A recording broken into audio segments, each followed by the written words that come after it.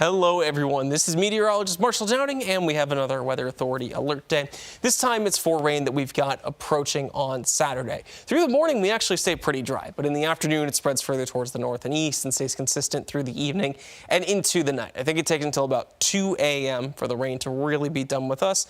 Can get some flooding with this one. There are the possibilities of some rumbles of thunder, but it doesn't look like a great chance of that coming through. As far as right now is concerned, we don't have too much rainfall right near us, but you don't have to go too far to the south and west to see the system that's developing and headed our direction. Earlier on, there was kind of a separate system in Louisiana and another separate one in Texas and Oklahoma. Those are joining up more and more, and that's going to travel further towards the north. Now, the low pressure center itself is largely going to stay towards our south. So we get some warmer air coming in with this, and then we'll start to see some cooler air as well. But we don't get the bulk of the cold front that's going to develop with that low. So the main storm risk stays pretty well down towards our south. I think Alabama is where it's going to be worse on the Saturday afternoon time frame, and then even as we get into Sunday, most of the storm risk really drops. So what we're mostly dealing with is some heavy rain coming in over about 12 hours or so. Now, through this evening, we've been able to stay pretty dry. That's going to be the case all the way through about noon on Saturday. But after that, showers will start to pop up more and more. By 4, we've got some pretty decent coverage, and then it spreads out a little bit more consistently as we get towards 9 p.m. with south side seeing some oranges and reds popping up. That's true as we get towards midnight, 1 a.m. as well. And then about 2, 3 a.m. that moves over towards the east. By 5 in the morning, we're staying pretty nice and dry. Now, the most recent data that we have brings in less rainfall than what we were seeing with the last couple of runs of data. So that's working in our favor because we would like to keep the flooding risk down as much as we can, especially considering that we've already got plenty of rain for the month and a lot of our driest conditions have gotten a lot better. Some of our counties are still abnormally dry here and there, but drought is not nearly as much of a problem as it was in especially October and November.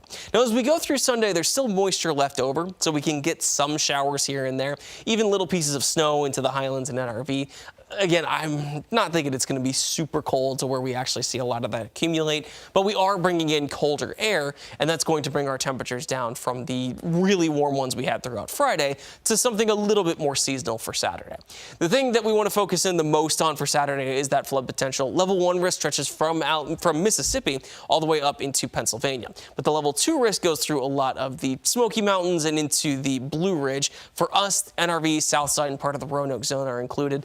Generally, it's a pretty good rule that if you're south of 460, expect there to be some higher water over, especially Saturday evening going into Sunday morning. Lynchburg's technically not in the level 2. Roanoke technically is. Either way, we're getting a decent amount of rain in both of those towns and further towards the south. Now, when we look at the rain that's come down in the last few days, most of it has accumulated along our southern border, but also most of it has stayed under ½ inch. So it's not exactly impressive. And with how dry we were today, that gave us some good time to dry out. So when we add another inch or two of rain on top of that, and maybe even up towards 2 to 3 inches in Patrick, Henry, and out towards Pennsylvania counties, that is going to add on, but hopefully with the drier conditions that we have, it helps to limit the flood risk at least somewhat. Now, after Sunday showers kind of wrap up in that middle part of the day, we do technically have little sprinkle chances Monday and Wednesday, but we stay pretty dry for the later parts of the week.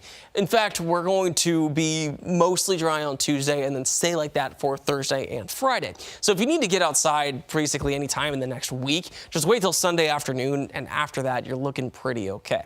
Winds stay pretty calm on Saturday itself when the heaviest rain comes through, but once the rain finishes up, the colder air rushes in, the pressure starts to change, and that lets the winds pick up. Sunday, we've got gusts to 30 miles per hour. Same thing on Monday. Each of our zones is expecting something similar. I did want to point out how the severe weather chance stays mostly away from us as far as like actual severe thunderstorms go. Mostly in Louisiana and Mississippi today as that system is developing more and more. And then tomorrow, the level 2 risk is in Alabama, but even the level 1 risk stays south of Charlotte for the most part. So we don't have a great chance of seeing those storms develop. And like I was saying earlier, by Sunday, we don't have too much to deal with. Rainfall has already exceeded the average for January, and that's combining not only rain but also snow melt. So between those two, we've got 3.3 inches of precipitation so far compared to the average, which is under 3.2. Now, getting another inch or two of rainfall on top of that, I think we're going to be even further above average than we were last month, which sets us up pretty nicely as we go through February and March. We also have some time to dry out after that. Today, our temperatures got particularly warm, but then tonight we are going to fall back down into the 40s in most spots. Blacksburg's at 43, Danville's at 49, and Lexington is at 44. Now, on the extended forecast, a lot of our temperatures are going to hold pretty steady over the next couple of days. I think once we get into that middle part of next week, we're going to be pretty consistently in the 40s and 50s, and our temperatures are feeling a lot more like